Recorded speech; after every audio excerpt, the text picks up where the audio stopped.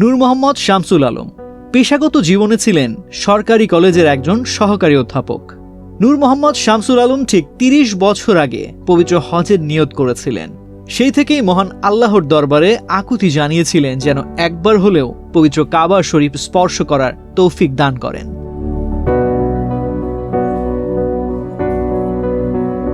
কত বছর আগে নিয়ত করেছিলেন? ৩০ বছর আগে।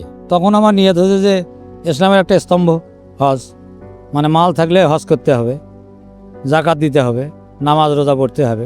ছোটোবেলা থেকে নামাজ পড়ি আমি, ক্লাস 6 থেকে, এবং আমাকে বাহির থেকে বোঝা যাবে না আর কি। যে কারণে আমার ধর্মের প্রতি অনুরাগ মানে ছোটোবেলা থেকে লালন করতাম। ব্যবসা করবা হালাল ভাবে, কামাইতেও হবে, জমাইতেও হবে। জমাইতে তো পারি না। বিকাশ অ্যাপে ইসলামিক ডিপিএস খোলো, সপ্তাহে বা মাসে টাকা জমান, শরিয়া মোতাবেক মুনাফা পান। দীর্ঘ ৩০ বছর প্রতীক্ষার পর আল্লাহ তার দোয়া কবুল করেছেন। তার চোখে মুখে এখন আনন্দ, আর আল্লাহর কাছে দোয়া কবুল অবাধ প্রশান্তি। যেমন আমার হলো কর্মে ইনকামের পয়সা দিয়ে আমি যাচ্ছি। আমি শিক্ষকতা করতাম, কলেজে আমি অ্যাসিস্ট্যান্ট প্রফেসর ছিলাম, এখন সরকারি হয়েছে, সরকারি হিসেবে পেনশন পাচ্ছি। পেনশনের টাকা এবং আমার জমানো টাকা, হজের টাকা জমা দিয়েছি তো আমার ইনকামের টাকা দিয়ে। নূর মোহাম্মদ শামসুল আলমের দাদা ছিলেন একজন সম্পদশালী ব্যক্তি। এতটাই বিত্তবান ছিলেন যে তিনি চাইলে যে কাউকেই পবিত্র হজে পাঠাতে পারতেন। কিন্তু অবাক করার মতো বিষয় হলো, নূর মোহাম্মদ শামসুল আলমের দাদা নিজে কখনো হজ পালন করেননি। অনেকে তো নিজের বাপ মা কি করায়, হ্যাঁ, আপনি তো দাদি দাদাটা চিন্তা করতেছেন, হ্যাঁ। তাদেরটা কেন চিন্তা করতেছেন আপনি? করতেছি মানে তার তো অনেক সম্পদ ছিল, তার তো হজ করা উচিত ছিল, কিন্তু তারা করেনি আর কি। হয়তো সেই অনুভূতি তারা লালন করেনি।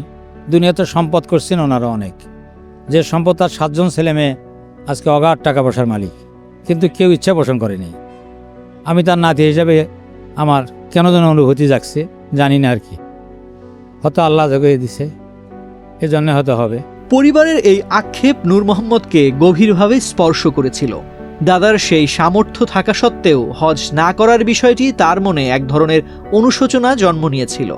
সেই থেকেই তিনি সিদ্ধান্ত নেন, নিজে তো হজ পালন করবেনই, পাশাপাশি পূর্বপুরুষের হজের জন্য বদলি হজ করবেন। মানে আমি দাদির জন্য আমার ছোট বোনকে টাকা দিয়ে দিছি, 6 লক্ষ টাকা দিছি। আর দাদার হজ আমি ইনশাল্লাহ নিয়ত করছি আগামীবার আমি দাদার হজ করব।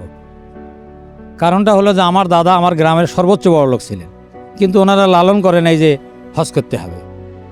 এটা তাদের হয়তো অজ্ঞতার কারণ ছিল। ধন সম্পদ তো অনেক ছিল, মানে কি বলি, মানে গোটা গ্রামকে উনি হজ করাই দিতে পারতেন, এরকম সম্পদ তার ছিল। তার 7 ছেলে মেয়ে, তার সবাই তো এখন অনেক টাকা পয়সার মালিক, কিন্তু ছেলেরা তো কেউ তার কথা ভাবেনি কোনোদিন। আমি নাতি হিসেবে অনুভব করছি যে তাদের হজ করা উচিত ছিল। সেই দৃষ্টিকোণ থেকে আমি আমার ব্যক্তিগত টাকা দিয়ে দাদা এবং দাদির হজ আমি পালন করব ইনশাল্লাহ, এবং দাদির হজের টাকা দিয়ে দিছি। আগামী বছর আল্লাহ হায়াত দারাজ করলে আমি দাদার জন্য যাব। ব্যক্তিগত ও পারিবারিক এই পবিত্র সফরের পাশাপাশি দেশের প্রতিও তার মমত্ববোধ অটুট। তিনি জানান, পবিত্র ভূমিতে গিয়ে তিনি কেবল নিজের বা পরিবারের জন্যই নয়, বরং সমগ্র জাতির মঙ্গল ও দেশের সমৃদ্ধি কামনায় দোয়া করবেন।